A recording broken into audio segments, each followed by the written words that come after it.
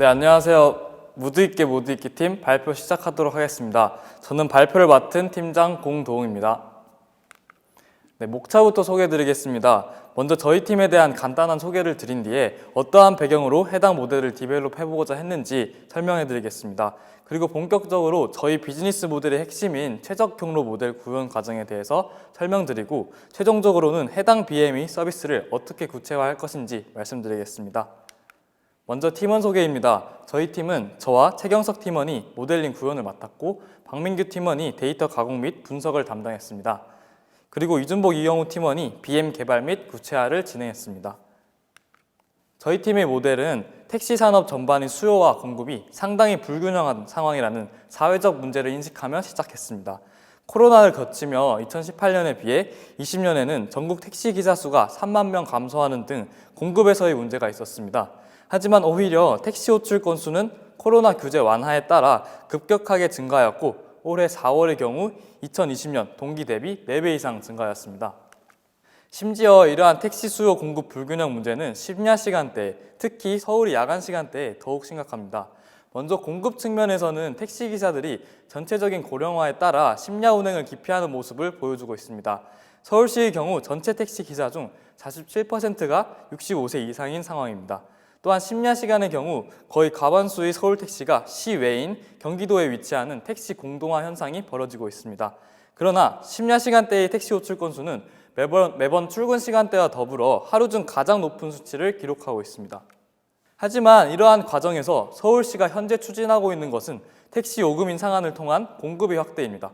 저희 팀은 이것이 결국 탑승객에게 부담을 전가하는 것이라고 생각하였습니다.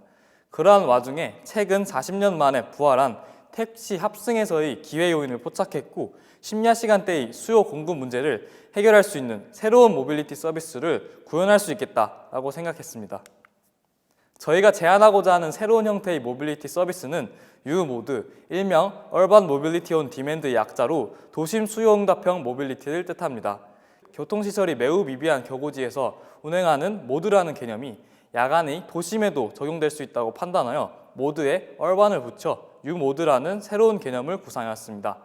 U모드는 출발지, 경유지, 도착지와 함께 실시간 교통 상황을 주요 데이터로 자체적인 알고리즘에 넣어 최적 경로를 선정합니다. 이와 더불어 기존 경로를 따라 운행하던 도중 신규 수요가 발생하면 기존에 탑승하고 있는 탑승객이 탑승 경험을 훼손하지 않는 선에서 신규 수요를 선별적으로 수용하고 만약 가능하다면 경로를 실시간으로 수정하는 그러한 알고리즘을 구축할 수 있었습니다. 본격적으로 U모드의 알고리즘을 구현하고 고도화시키기 위해 다음과 같은 3가지 스텝을 거쳤습니다. 각 단계별로 특정 시나리오를 가정하여 프로세스를 구체화하였습니다. 먼저 스텝 1을 살펴보겠습니다. 스텝 1에서는 미충족된 교통 수요가 어느 지역에 가장 밀집하고 있는지 판단하여 최적의 U모드 대수를 선정하는 과정입니다. 먼저 위충족 교통 수요가 어느 지역에 집중되는지 예측하기 위하여 핫플레이스를 선정하고 해당 지역의 유동인구를 분석하기로 하였습니다. 왼쪽 첫 번째 표의 21년 대한민국 100대 상권 중 인접지역을 묶어 신사 압구정, 성수 상권 등 상위 8개의 핫플레이스를 선정하였습니다. 앞서 선정한 핫플레이스에서의 야간 시간대에 발생하는 미충족 교통 수요를 간접적으로 예측하기 위하여 2022년 6월 1일부터 8월 17일까지 야간 시간 이동 인구수 데이터를 가공하였습니다. 이렇게 가공한 각 핫플레이스에서의 이동 데이터를 바탕으로 LSTM 딥러닝 모델을 통해 프로젝트 수행 당시에는 미래에 해당하는 8월 18일부터 8월 31일까지의 야간 시간 이동량을 시계열 예측하였습니다. 해당 기간 중 8월 18일을 특정하여 해당 날짜의 잠재적인 미충족 교통 수요를 왼쪽 하단과 같이 예측하였고 총 16대의 U모드를 보유하는 가상의 경영 환경을 가정하였을 때 가장 잠재적인 수요가 많은 강남역에 그 비율을 고려하여 U모드를 총 3대 배치하는 것으로 결정할 수 있었습니다. 스텝 1 이후에는 본격적으로 경로 알고리즘을 구현하게 됩니다. 스텝 2에서는 최초의 핫플레이스에서 발생한 수요를 바탕으로 초기 경로를 설정하는 알고리즘을, 스텝 3에서는 초기 경로를 따라서 운행하던 도중 신규 수요가 발생했을 때 경로를 수정할 수 있는 알고리즘을 구현합니다. 먼저 스텝 2, 강남역에서 운용을 시작하는 U모드의 초기 경로 알고리즘 구현 과정에 대해서 살펴보겠습니다. 알고리즘 구현을 위해 문제 상황을 좀 더 구체화시켰습니다. 8월 18일 23시부터 04시까지 출발지가 강남역인 유모드를 3대 운영하고 최초의 핫플레이스에서 발생한 수요지는 9개 버스 정류장으로 추가 수요 발생 가능한 정류장으로는 15개의 경유지를 왼쪽과 같이 가정하여 가상의 문제 상황 1을 설정하였습니다. 또한 저희가 구현한 모든 경로 알고리즘은 BRP 문제를 해결하는 과정을 구현한 것이라 할 수 있습니다. BRP에 대해 예시를 통해 말씀드리면 BRP 문제는 차량의 적재 용량, 대수, 방문 경유지의 개수 등 제약 조건을 고려하여 택배를 배송하는 쿠팡맨이 중심에 있는 유통센터에서 출발하여 어떤 순서로 각 배송지를 방문하여야 가장 최적의 이동 경로를 산출할 수 있을지 해결하는 문제라고 말씀드릴 수 있습니다. 본격적인 CBRP 알고리즘 실행에 앞서서 가능한 경유지들에 대한 경로 매트릭스를 산출해야 합니다. 출발지와 서울시에 위치한 버스 정류장 중 무작위로 추출한 최초 수요 발생 정류장, 추가 수요가 발생 가능한 정류장, 총합 25개 정류장을 Tmap API에 입력하여 오른쪽과 같은 아웃풋, 경로 매트릭스를 산출하였습니다. 경로 매트릭스는 I행에서 J열로 가는데 걸리는 시간을 의미하는데요. 예를 들어서 0에서 2로 가는 데는 1111초, 약 18분 30초가 소요됩니다. 이를 기반으로 본격적으로 BRP 알고리즘을 구현할 수 있었습니다. 해당 BRP 알고리즘을 통해 초기 경로를 원형으로, 즉 루핑 루트를 산출하는 알고리즘을 구현하였습니다. 인풋 값으로 운용 차량의 용량과 출발지 및 도착지를 넣게 됩니다. 출발지와 도착지가 동일하게 설정됐기 때문에 최적의 경로는 원형으로 산출됩니다. 오른쪽의 Y값을 보시게 되면 강남에서 출발한 총 3대의 차량이 각각 어떠한 순서에 따라 승객들을 하차시켜야 가장 효율적으로 운용할 수 있는지에 대한 순서 정보, 그리고 서비스 종료 시까지 발생한 소요 시간 등이 함께 출력되는 것을 볼 수 있습니다. 하지만 해당 알고리즘의 결과를 지도를 통해 시각화해보면 강남역에서 운용되는 3대의 차량 중 비이클 1의 경로가 조금 이상하다는 점을 확인할 수 있습니다. 오른쪽의 지도를 보면 출발지와 가장 가까운 학동역이 가장 늦게 경유되고 있습니다. 이는 원형 경로의 특성상 경로가 그려지는 방향에 따라 가장 가까운 경유지가 가장 늦게 배정되는 가능성을 가지고 있음을 보여줍니다. 이는 조금만 더 생각해보면 방향을 반대로 바꾸어도 발생할 수 있는 원형 경로의 본질적인 문제임을 알 수 있습니다. 이러한 문제를 해결하기 위해 초기 경로를 직선형으로 바꾸는 알고리즘을 구현하였습니다. 처음부터 직선형 알고리즘을 구현하기 어려웠던 이유는 원형 알고리즘과 다르게 직선형 알고리즘은 출발 지점과 도착 지점을 다르게 지정해줘야 한다는 것이었습니다. 어떤 경유지가 어느 차량에 배정되는지 알 수 없었기 때문에 각 차량별로 도착지를 임의로 설정할 수 없었습니다.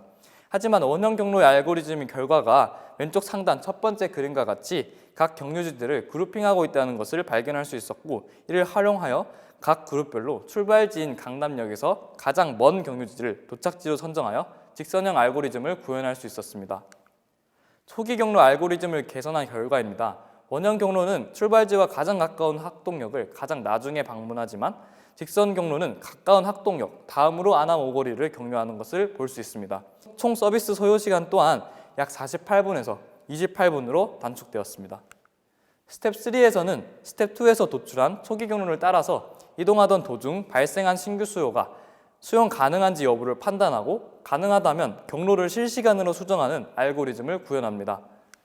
이를 설명드리기 위해 강남역에서 운용이 시작되는 3대의 차량 중 비이클 2를 예시로 설명드리겠습니다. 비이클 2의 기존 경로는 강남역에서 출발하여 현대아파트로 가는 경로인데, 기존 경로를 따라 신당동, 청구역 부근에서 운행하던 도중 장충체육관에서 탑승하고 대강고등학교 앞에서 하차하고 싶어하는 새로운 수요가 발생한 그런 상황을 가정했습니다. 이 상황에서 해당 신규 수요가 방문 및 하차가 가능한 정류장인지 판단하고 어떻게 경로를 수정하는지에 대해 말씀드리겠습니다. 먼저 주어진 경로에 대해 추가 가능한 버스 정류장을 산출해야 됩니다. 기존의 탑승객 소요 시간을 일정 수준으로 유지하기 위하여 새롭게 발생한 수요가 수용 가능한지 여부를 판단하는 과정입니다. 우선 기존에 이웃하는 두 정류장을 이동하는데 소요되는 시간에 추가 시간 허용 비율인 슬랙 타임을 고려하여 한계 시간을 계산합니다. 다음으로 새로운 정류장을 경유했을 때 소요되는 시간과 앞에서 계산했던 한계 시간을 비교하여 경유 가능한지 여부를 판단합니다.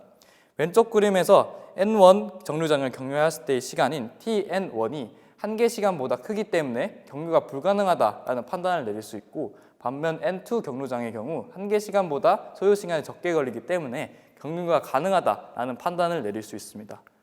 앞서 보았던 한계 시간 비율을 0.3 정도로 설정 후 U모드 운영 과정 상황에 적용시켜 보겠습니다.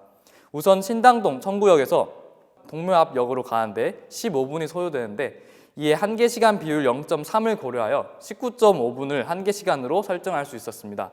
이때 기존 경로 사이에 장충 체육관을 추가 경유한다고 하면 총 소요 시간이 17분으로 한계 시간 이내이기 때문에 경유가 가능한 정류장이라고 말할 수 있습니다. 동일한 방법으로 동묘 앞 역에서 현대아파트로 이동하는 경로의 한계 시간은 54.6분이고 대강고등학교를 추가했을 때 소요 시간은 47분이기 때문에 이 또한 경유 가능한 정류장이라는 판단을 내릴 수 있습니다. 앞서 구현한 로직을 통해 문제 상황 2에서 신당동 청구역 방향으로 운행하던 도중 발생한 장충체육관 탑승, 대강고 하차라는 신규 수요를 반영할 수 있고 이를 기반으로 새로운 직선형 경로를 오른쪽 그림과 같이 구현할 수 있었습니다. 이로써 최종적으로 실시간 도심형 수요응답 모빌리티 모델을 고도화하였다고 자신있게 말씀드릴 수 있습니다. 지금까지 U모드 서비스가 고객의 입장에서 어떻게 전개될 수 있는지 모바일 앱의 인터페이스를 통해 설명드리겠습니다. 먼저 앱을 실행하면 로고 화면을 거쳐 핫플레이스가 표시된 서울시 지도가 나옵니다. 핫플레이스에서 탑승하는 경우 현재 위치한 곳을 클릭하고 탑승을 원하는 세부 지역을 클릭합니다. 이어서 목적지를 입력하고 모드 검색 시작을 누르면 출발지와 목적지 설정이 완료됩니다. 핫플레이스에서 탑승하지 않는 중간 탑승 고객의 경우 다시 왼쪽 두 번째 화면으로 넘어오면 다른 곳에서 출발하고 싶어요 라는 버튼을 클릭할 수 있습니다. 이를 통해 다음 화면에서 출발지와 목적지를 순서대로 입력하면 설정이 완료되고 운용 중인 U모드에 탑승 가능할 시 서비스 예약이 완료됩니다. 두 종류의 고객 모두 최종적으로는 탑승 차량 정보와 탑승 시간, 도착까지 예상 소요 시간, 그리고 요금 및 정보 등을 확인하며 모두 예약하기를 눌러 U모드 차량을 배정받을 수 있게 됩니다. 이러한 모델을 바탕으로 프로덕트를 구현할 경우 탑승, 운행, 하차라는 크게 주요 3가지 단계에서 다음과 같은 구체적인 서비스를 제공할 예정입니다. 특히 노쇼를 방지하며 운행 시간에 따라 요금을 산정하고 가장 중요한 운행 시 사용자들 사이에 안전에 대한 정책을 마련할 것입니다. 향후 저희는 현실적인 문제로 인해 발생한 한계점들을 극복하고자 알고리즘을 고도화하고 꾸준히 BM을 기획하여 실제 앱까지 개발해 나가고자 합니다. 특히 모빌리티와 관련된 여러 법률을 검토하여 서울시 이외의 지역에서도 저희 모델을 적용할 수 있는지 판단하여 서비스 모델을 확대해 나갈 계획입니다. 이로써 발표를 마치겠습니다. 감사합니다.